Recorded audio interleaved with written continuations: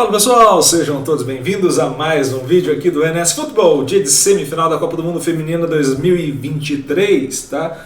Temos o seguinte jogo hoje a ser analisado e faremos um teste porque é a primeira vez que eu vou analisar esse jogo com vocês assim, tá? E aí, só para deixar claro, serão jogos específicos desse formato, tá?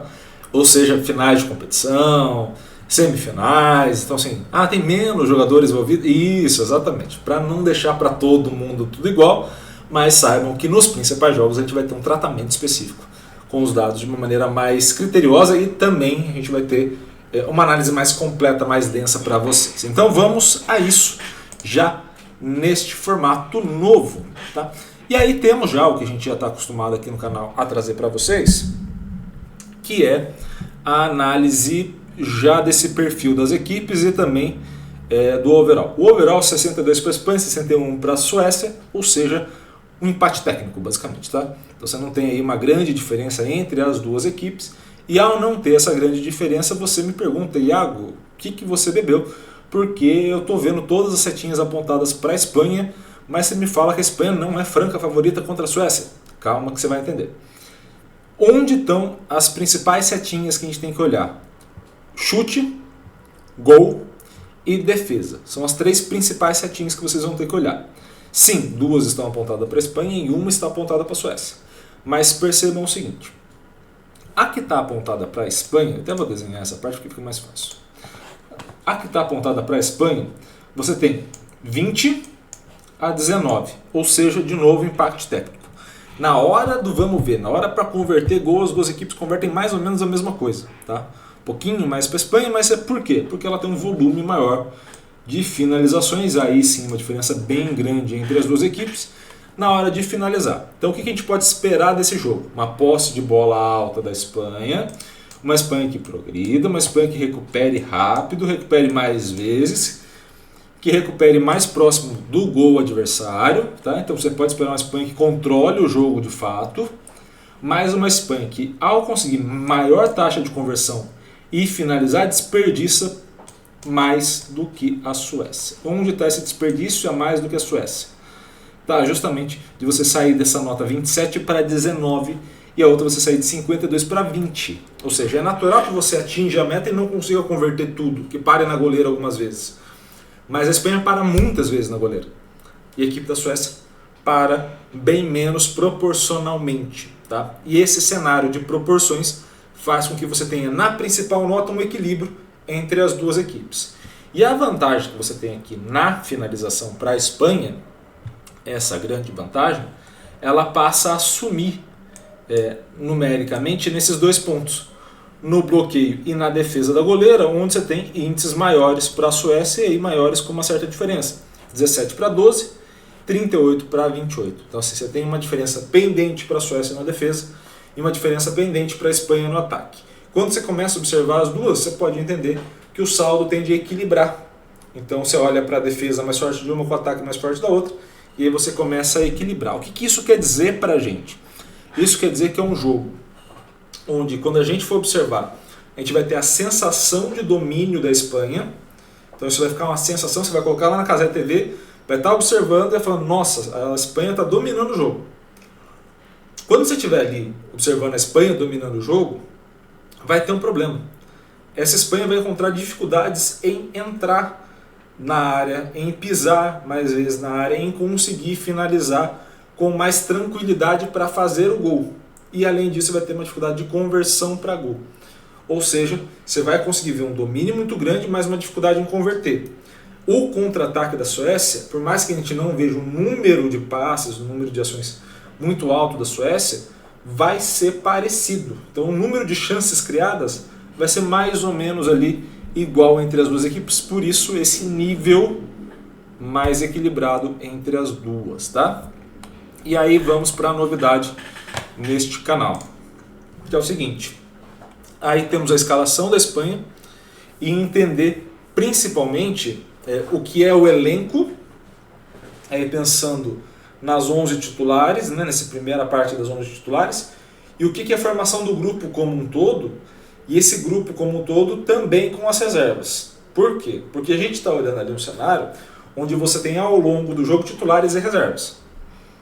Então vão acontecendo substituições, você tem ali o total da equipe ao longo da utilização por parte dos treinadores ou treinadoras, tá? E aí você tem esse cenário mais geral da equipe, que são as 11 titulares. Como é que você escolheu as 11 titulares?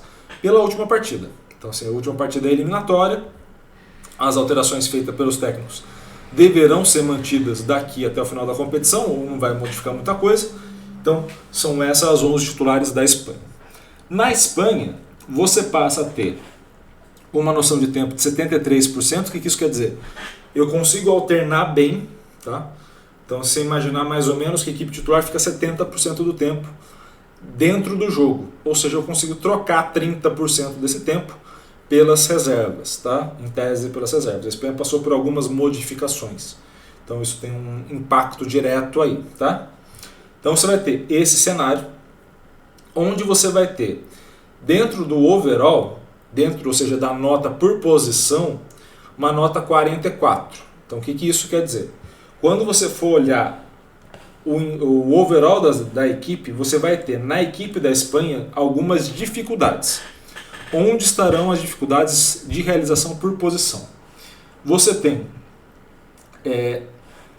na ponta esquerda, então deixa eu colocar aqui, na ponta esquerda, em quem está como centroavante, que é a Esther, tá? Gonzalez. Você tem a Alba Redondo, que entrou na ponta direita muito bem, tá? Então, mas esse é um outro ponto para a gente abordar.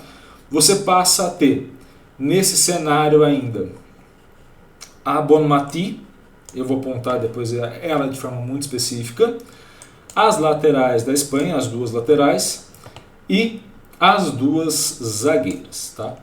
Por que essas daqui estão apontadas? Num sistema como a Espanha, não são elas que impactam o resultado. Então, o que vai acontecer? Você vai ter pouco desarme, você vai ter pouca recuperação, justamente porque a Espanha fica muito em posse da bola. Então, as zagueiras não têm um número alto, as laterais não são aquelas que fazem os gols ou que convertem, como o caso da Ketley, por exemplo, da Austrália. Então, você tem um cenário onde as defensoras impactam um pouco e jogam um pouco em relação ao grau de importância que as outras vão ter ao longo da competição. Então, elas acabam baixando essa média de overall, tá? E, principalmente em relação às defensoras que jogaram a competição, acabam impactando diretamente no resultado da equipe, tá? Já a Bonmati seria uma das melhores meias. O detalhe é que ela está com uma nota mais baixa por conta da Hermoso. Então, assim, o impacto que a Jennifer Hermoso tem tido faz que o Caetano Bonmati, por mais que esteja jogando muito bem, tenha menor nota, dado que uma é 100, a outra vai cair, tá bom? E temos ainda um ponto importante, que é a dificuldade de achar um trio de ataque na Espanha. Então, assim, você tem um meio campo muito bom, mas um trio de ataque, que a gente falou lá no começo, que desperdiça muito. Então, isso faz com que a sua nota de impacto pela média caia também. Vai para esse índice 23 que está aqui embaixo. Então, você tem o overall 44, então você tem 44 de 100. Você tem aqui um impacto 23 e um tempo 7,3, tá? Se a gente for comparar 44, 23 e 7,3, a gente pode ver que nesse cenário o 44 da Espanha passa para 34 da Suécia, tá? Isso lá em overall, lá na parte de baixo. Eu também vou ter o 23 de impacto, que cai para 21, e vou ter 73, que sobe para 84. O que isso quer dizer para a gente? Que a partir do momento que a gente esteja olhando esse tempo aqui, a Espanha tem mais aonde substituir. Então a Espanha conservou melhor as jogadoras titulares em detrimento da Suécia. A Suécia acabou trocando menos, mantendo as 11 titulares mais vezes em campo, tá? O impacto e o overall são menores, ou seja, você tem uma maior concentração desse overall nas jogadoras. Então na goleira, você passa a ter também na zagueira, então você passa a ter essa jogadora também numa bola aérea muito importante da Suécia. Você passa a ter também a Fridolina Rolfo, a ponta esquerda. Então você tem uma alta concentração em 2, 3 jogadoras. Iago, por que tem essa alta concentração em 2, 3 jogadoras? Basicamente porque se a gente está falando de um contra-ataque, de um jogo mais rápido, ele passa por menos jogadoras. Então eu preciso fazer que essa bola seja direcionada para jogadoras que vão fazer a progressão ou que vão finalizar. Se eu tenho uma ponta mais rápida, como é o caso da Fridolina, que consegue fazer bem, eu jogo para ela. Se eu tenho um cenário onde eu consiga, por exemplo, uma bola aérea do escanteio conquistado, de uma falta mais lateral conquistada que eu vou jogar para a área, minha zagueira é muito importante.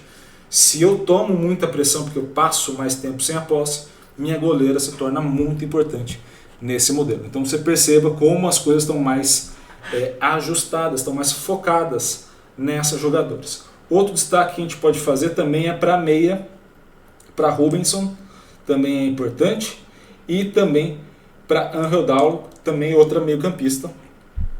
As duas acabam fazendo um bom papel nesse processo de transição. Não vão ter uma nota tão alta, mas acabam fazendo muito bem esse papel de transição, encontrando essa jogadora, seja na ponta ou seja numa bola parada. Então temos um cenário de muito equilíbrio, mas que a equipe da Espanha consegue trocar melhor, ou seja, até mesmo se a gente pensar que a maior tendência é de empate, numa prorrogação a Espanha tem mais gás para colocar do que a equipe da Suécia. Beleza? Espero muito que vocês tenham gostado desse vídeo. Gostou? Curta, comente, compartilhe esse vídeo com o máximo possível de gente, é claro. Se inscreva no canal e ative o sininho para receber todas as notificações.